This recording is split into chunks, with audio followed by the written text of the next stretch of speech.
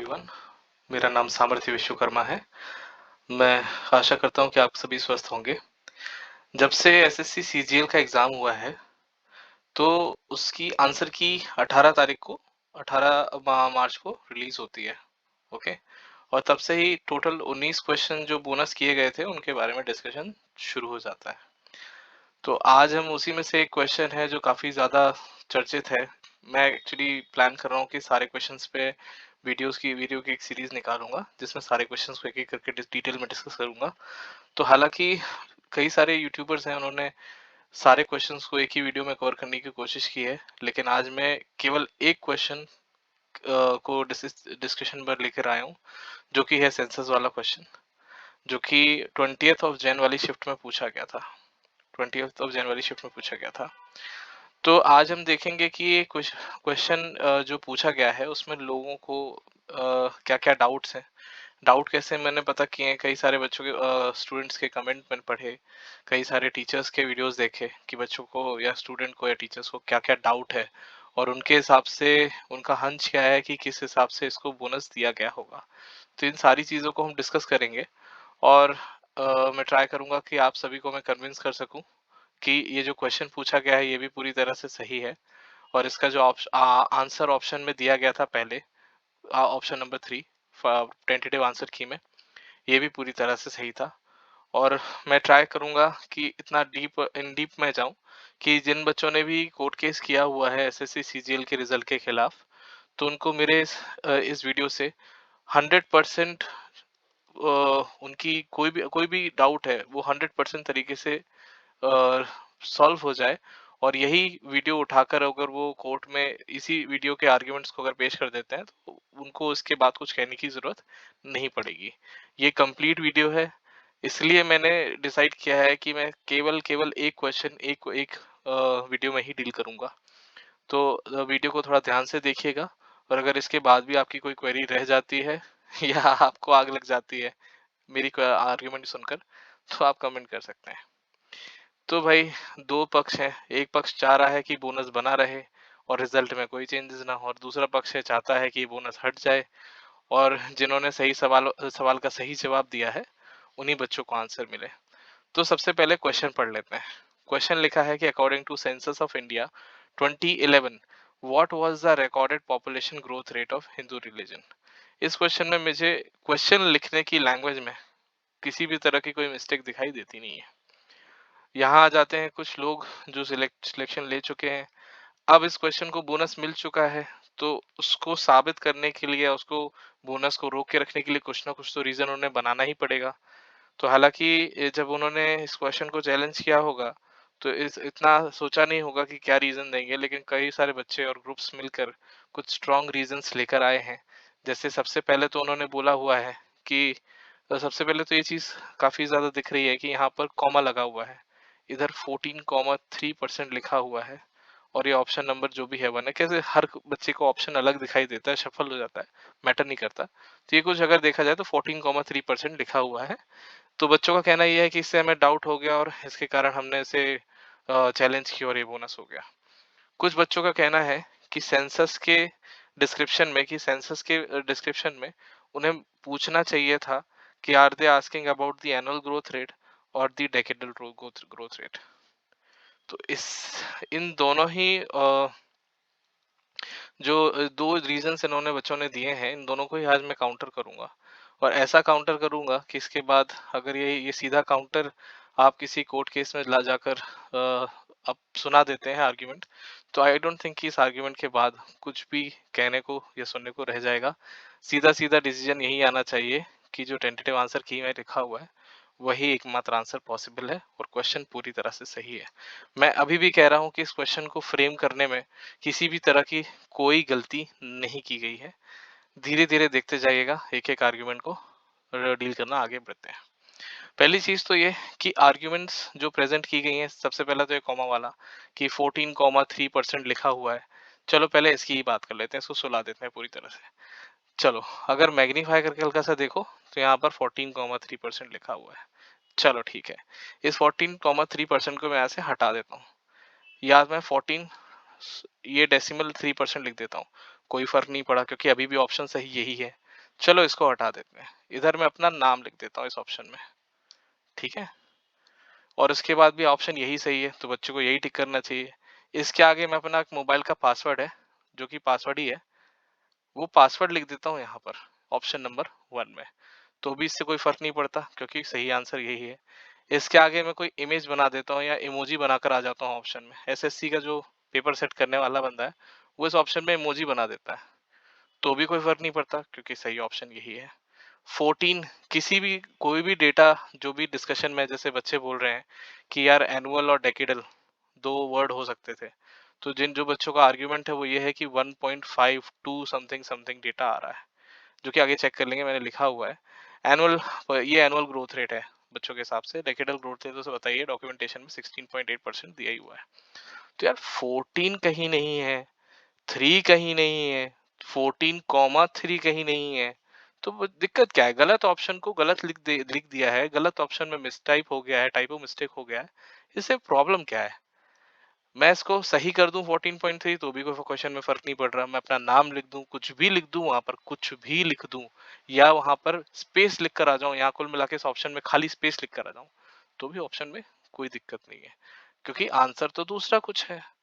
अब जिस बच्चे को नहीं आता है, ये क्वेश्चन पढ़ के नहीं गए थे उस दिन, याद नहीं आया, अब वो तो कोई भी तर्क दे सकता है कि भाई ये कॉमा लगा हुआ है, मैं कंफ्यूज हो गया और इस कारण से आप मुझे बोनस दे दो।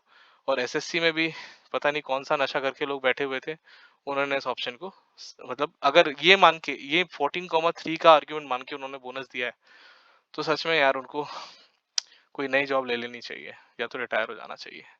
चलिए अब अगले आर्ग्यूमेंट पे आते हैं। आई थिंक इसके बाद कोई मुझसे ये नहीं पूछेगा कि भाई ये 14,3 के कारण दिया जा सकता है क्या। सोचने से पहले एक बार पूछ ही लेना, सोची मतलब पूछने से पहले एक बार सोच लेना। चलो आगे चल के देखते हैं। नेक्स्ट है हमारा डेकोडल और एनुअल ग्रोथ रेट। कुल यहाँ क्या लिखा हुआ है, टाइपिंग मिस्टेक तो चलो मुझसे ही हो गई यहाँ पर। चलो इसको ही देख लो, यहाँ पे यहाँ भी मुझसे टाइपो हो गया। देखो एसएससी से भी टाइपो हो जाता है, मुझसे भी टाइपो हो जाता है, कोई बात नहीं है। तो बात आ जाती है डेकेडल और एनुअल ग्रोथ रेट की। अब जरा आप लोग सब मेरे को एक बात बताओ कि सेंसस है क्या, सेंसस प्रोग्राम है क्या।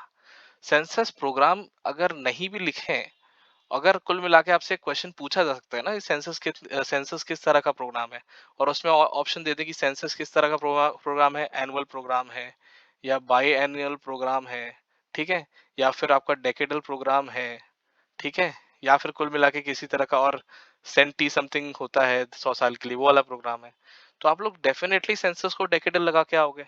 तो इसमें तो कोई डाउट है नहीं कि अगर सेंसस लिखा हुआ है तो वो एक डेकेडल प्रोग्राम है, तो यहाँ पर डेकेडल ग्रोथ रेट लिखने की जरूरत है ही नहीं। तो कुल मिला के सेंसस होता ही डेकेडल है। पता नहीं कौन ऐसे कमेंट में लड़के बड़े भरे हुए हैं जो अपना खुद का एक एनुअल सेंसस चला रहे हैं, अपना खुद का एक एनुअल सेंसस चला रहे हैं, मतलब हर साल उनका सेंसस भी हो रहा है और हर साल उनको हिंदू पॉपुलेशन ग्रोथ रेट भी पता चल रही है, ठीक है।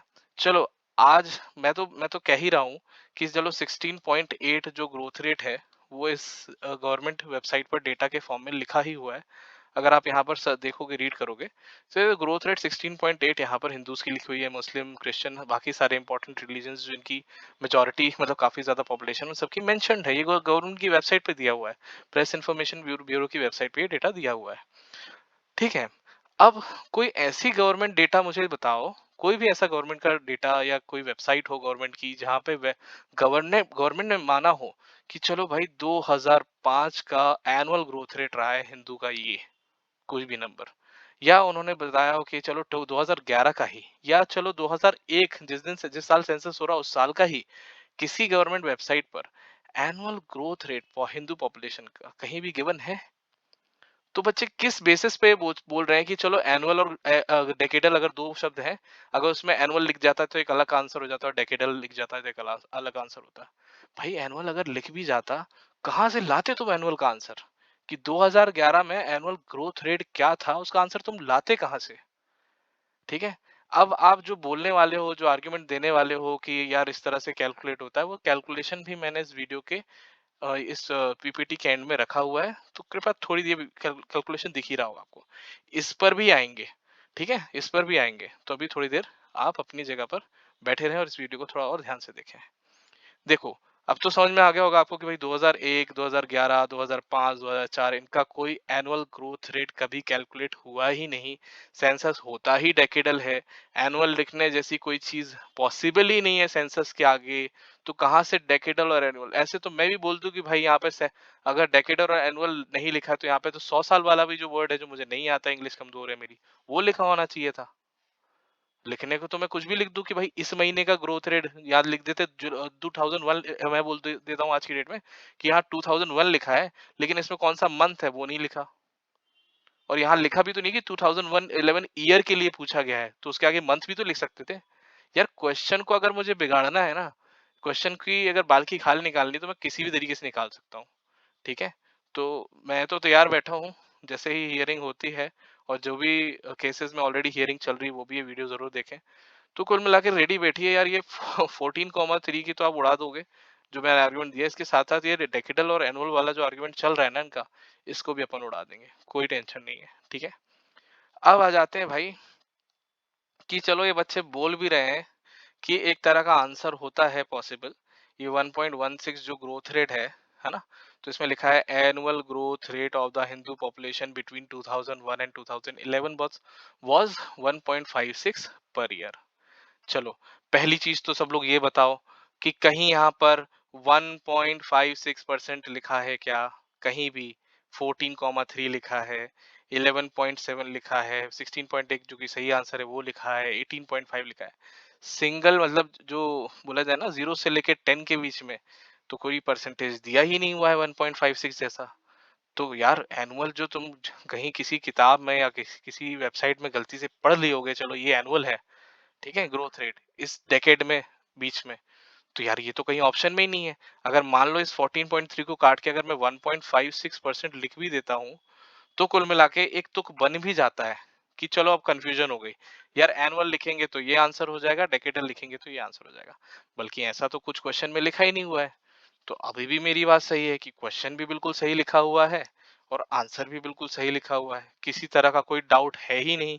बोनस दे मतलब अब अभी तक की किसी भी तरह की जो भी आर्ग्यूमेंट मैंने आपको सामने रखी है उसमें एक भी रीजन आपको नहीं दिखा होगा कि आप ये बोल पाओ कि क्वेश्चन गलत है, या ये बोल पाओ कि यार ऑप्शंस में कुछ गलती है। सही ऑप्शन सही लिखा हुआ है, गलत ऑप्शन में टाइप है, उससे कोई फर्क पड़ता ही नहीं, किसी तरह की कंफ्यूजन इतनी नहीं है। अरे बोनस क्या, कुछ भी देने की, कुछ कुछ भी एक्स्ट्रा अवार्ड करने की, कोई गलत करके आ गया है, कुछ छोड़ के आ गया, कुछ भी अवार्ड करने की किसी तरह की रिक्वायरमेंट अभी तक इस क्वेश्चन में नहीं बनी है। अब एक जादू दिखाता हूँ मैं, ठीक है, एक बढ़िया जादू दिखाता हूँ, मजा आ जाएगा, सिलेक्टेड वालों की बत्ती गुल हो जाएगी, देखना। अब देखो कुल मिला के आपका मैं तो चाहता हूँ, देखो सिलेक्शन जिसका होना चाहिए वो हो, रिवाइज रिजल्ट चाहता हूँ मैं। जो अभी सिलेक्टेड है उनकी हो सकता है पोस्ट बढ़ जाए, हो सकता है पोस्ट कम हो जाए, हो सकता है वो बाहर हो जाए, मुझे फर्क नहीं पड़ता। रिवाइज रिजल्ट चाहिए और सही हिसाब से चाहिए। इसलिए मैं इतना लग कर अपना खुद का केस भी कर रहा हूँ, और जो केस चल रहे हैं उनमें अपना जो भी सपोर्ट हो सकता है, पैसे के हिसाब से मैं ज्यादा कर नहीं पाऊंगा, लेकिन जो भी सपोर्ट हो सकता है बाकी मैं कर ही रहा हूँ। इन्फॉर्मेशन एक्सचेंजेस कर रहा हूँ, सब चीजें कर रहा हूँ, रिसर्च वर्क कर रहा हूँ। अब ये बात बताओ, ये मेरा टेबल बना हुआ है, ठीक है। चलो मैंने कहीं से टेबल बनाया कि 2002 में जो एनुअल ग्रोथ रेट था वो इतना था। 2003 में जो ग्रोथ रेट है वो थोड़ा कम हो गया, मौसम अच्छा नहीं था तो पॉपुलेशन थोड़ी कम बढ़ी। अचानक से मौसम सही हो जाता है 2005 में। 2004 में तो चलो मैंने बोल दिया कि हमारे गवर्नमेंट के एम्प्लॉय थोड़ा छुट्टी पे गए हुए थे, 2004 में सेंसस ही नहीं कराया हमने, ठीक है। 2005 में कराया, मौसम अच्छा था तो ग्रोथ रेट अच्छी हुई, फिर मौसम खराब हो जाता है अचानक से, फिर थोड़ी कम हो जाती है, अरे अचानक से एकदम बारिश ही बारिश हो रही है साल भर, तो और पॉपुलेशन ग्रोथ रेट बढ़ जाता है। ठीक है, अब कोई मेरे को ये बताओ, ना मैंने जो टेबल बनाई है आप किसी तरीके से इसको गलत प्रूफ कर सकते हो, ना ही इसे सही प्रूफ कर सकते हो। गलत इसलिए प्रूफ नहीं कर सकते कि भाई मैंने बोल दिया, मेरे हिसाब से तो इतना है। आपके पास किसी तरह का एनुअल डेटा है 2002 का कि पॉपुलेशन में इतना चेंज हुआ था? आपके पास 2003 का कोई डेटा है गवर्नमेंट का प्रूफ कि इतना डॉक्यूमेंट पॉपुलेशन में चेंज हुआ था? ये तो मैंने अपनी मर्जी से भरा भरा हुआ है। और कुल मिलाकर कोई मुझे 2008 का पूछ लेता है तो मैं अपने हिसाब से 2.02 बता देता हूँ। 2009 में मुझे लग रहा है कि कुल मिला के थोड़ी मंदी मंदी चल रही थी तो थोड़ा 1.1 लिख देता हूँ, 1.10 लिख देता हूँ परसेंटेज। कोई किसी में दम हो तो ना इसको सही प्रूफ कर लो, किसी में दम हो तो इसको गलत प्रूफ कर दो। गलत तो कह रहे हैं ये डेटा मैं अपनी मर्जी से भर रहा हूँ। लेकिन भाई यही चीज तो आप लोग अपने आर्ग्यूमेंट में दे रहे हो। एनुअल ग्रोथ रेट जैसा कुछ होता ही नहीं है। हमारी पॉपुलेशन जो सेंसस के थ्रू जो पॉपुलेशन का ग्रोथ रेट होता है वो एनुअल कभी था ही नहीं, कभी कैलकुलेट हुआ ही नहीं भाई, हुआ ही नहीं है। आप एवरेज देखते हो कि अगर सारे पूरे डेकेड का अगर देखा जाए 2001 से लेके 2011 तक का पूरे डेकेड का अगर एवरेज देखा जाए हर साल का मिला के, तो उसे हम कैलकुलेट करते हैं। वो भी हम एवरेज देखते हैं तो एवरेज का मतलब ये है कि एवरेज एक ऐसी वैल्यू नहीं है जो कुल मिला के 1.56 यहाँ भी भर दूं 1.56 यहाँ भी भर दूं तो सही हो जाएगा, ऐसा नहीं है। हर साल कुछ ऊपर कुछ नीचे रहा होगा, उस पूरे का एवरेज बैठ के 1.56 बैठ रहा है। और ये भी ये एक कैलकुलेशन है जो कि कंपाउंडिंग के फॉर्मूले के थ्रू, कंपाउंडिंग के कॉन्सेप्ट के थ्रू की जाती है। देखो यार, कैलकुलेशन समझाने में यहाँ बैठा नहीं हूँ, ठीक है। तुम सब एसएससी सीजीएल की लड़ाई लड़ रहे हो, कुछ लोग सिलेक्ट भी हो चुके हो। तो यार अगर मैं ये फॉर्मूला समझा के कि ये सॉल्व करके 1.56 कैसे आया ये समझाने बैठूंगा तो आप लोगों की खुद की तौहीन हो जाएगी, तो खुद समझ लेना। वीडियो को पॉज कर लो, ठीक है। ये रहा शुरू की लाइन, ये रही आखिरी की लाइन, पॉज करके पढ़ लेना क्या कैलकुलेशन की गई है। चैट जीपीटी ने की है, सही ही की है। तो कुल मिला के मैं बोलना चाह रहा हूँ कि जो अगर एनुअल ग्रोथ रेट आप इस तरह की बात कर भी रहे हो ना, तो तभी होता है जब हम 10 साल के बीच में एवरेज की बात करते हैं और उसे हम कैलकुलेट कर सकते हैं। लेकिन हमने कभी इस तरह का डेटा अवेलेबल बिना मैथमेटिकल एवरेज कैलकुलेशन के कभी हमने खुद जानने की कोशिश सेंसस करवा के कभी की ही नहीं है, ठीक है। तो आई थिंक अब इतना बताने के बाद मैं आपको फिर से बता देता हूँ कि यहाँ पर डेकेडल लिखने की कोई जरूरत है ही नहीं, क्योंकि सेंसस होता ही डेकेडल है, ठीक है। और एनुअल लिखने का अगर लिख भी देते हैं एनुअल, तो फिर एनुअल लिखने के साथ साथ, ठीक है, तो एनुअल कुल मिला के लिखने के साथ साथ या तो आपको एवरेज वर्ड यूज करना पड़ेगा या तो पूरे डेकेड की बात करनी पड़ेगी। तो अगर एनुअल लिख रहे हो तो डेकेड आएगा ही आएगा, एनुअल लिख रहे हो तो एवरेज की बात होगी ही होगी, जो कि यहाँ पर कहीं लिखा ही नहीं है। और ऊपर से किसी भी मतलब जगह पर आप मुझे ये नहीं बता पाओगे कि हर साल जो एनुअल एनुअल ग्रोथ रेट था किसी भी तरह की हिंदू पॉपुलेशन का इंडिया में, तो आप कभी नहीं बता सकते। जो मैंने यहाँ लिख दिया है वही सही मान लो, या तो गलत प्रूव कर सकते हो तो गलत प्रूव कर दो, सही तो मैं खुद ही प्रूव नहीं कर सकता तो आप क्या प्रूव करोगे। बात सिंपल है कि क्वेश्चन में कोई गलती है नहीं, आंसर में भी कोई गलती नहीं है। बच्चों ने कुछ लिख दिया, एसएससी वालों ने बोला चलो ठीक है मान लेते हैं, नहीं तो केस कर देंगे। अब उनने मान लिया है कि भाई चलो बच्चे खुश हो जाएंगे, बच्चों की मान लेते हैं, ज्यादा बच्चे ऑफिस में घेराबंदी ना करें, ठीक है, कोर्ट केस ना करें, मान लेते हैं। तो मान लिया है उन्होंने, उसके बाद मैंने केस कर दिया है कि कैसे मान लिया है। यार अपना एक स्टैंड होना चाहिए। एसएससी में भी जो बोनस बांटने बैठे थे ना, उनका खुद का एक स्टैंड नहीं हो पाया, स्टैंड नहीं ले पाया वो, कि भाई हमारा ये आंसर सही है, हमारा ये आंसर गलत है, हिसाब से कोई एक्सप्लेनेशन उन्होंने खुद दे नहीं पाए। जरा जरा सी क्वेरीज में उन्होंने क्वेश्चंस पे बोनस मार रखा है। आज के लिए इस क्वेश्चन को यहीं अपन इस क्वेश्चन का डिस्कशन यहीं खत्म करते हैं। इसके बाद भी कुछ अपने मन में मलाल मलाल रह गया हो तो मेरे कमेंट सेक्शन में लिख देना, मैं उसे भी शांत कर दूंगा, ठीक है। दूसरी चीज रही बात ये कि आज ये वाला क्वेश्चन किया है, जल्दी में किसी और क्वेश्चन का पूरी तरह से रिसर्च एंड एक्सप्लेनेशन के साथ अपनी आर्ग्यूमेंट जो आप अपने कोर्ट केस में कर सकते हैं, वो बच्चे जो सिलेक्शन नहीं ले पाए अपने कोर्ट केस में कर सकते हैं, वो आर्ग्यूमेंट लेके जितना जल्दी हो सके मैं पेश होऊंगा। थोड़ा टाइम लगता है अपनी आर्ग्यूमेंट को तैयार करने में, और थोड़ा टाइम इस बारे में भी लगता है कि भाई जो डेटा है, रिसर्च है, कहीं क्रिन वगैरह का क्वेश्चन मैंने उठा लिया तो भाई 10 तरह की डिक्शनरी ढूंढनी पड़ेगी, वेबसाइट सर्च करनी, टाइम लगता है। थोड़ा टाइम दो, एक एक करके सारे क्वेश्चंस जो मैं इजीली प्रूव कर सकता हूँ, जिनकी आर्ग्यूमेंट मेरे पास तैयार हो जाती है, मैं आपको बता दूंगा। आज के लिए इतना ही। चलिए फिर मिलते हैं। वीडियो अगर पसंद आया है तो उस जगह जहाँ पे बच्चे बैठे हुए हैं कि नहीं भाई सेंसस वाला क्वेश्चन है, वहां भी शेयर करें। जहाँ सेंसस वाले क्वेश्चन में उनको लग रहा है गलती थी, बोनस मिलना चाहिए, वहां भी शेयर करें। और जहाँ ऐसा लग रहा है कि भाई प्रूफ करना जरूरी है कि सेंसस वाले में कोई गलती नहीं थी, उसमें से बोनस हटना चाहिए, वहां भी शेयर करें। धन्यवाद। Have a good night.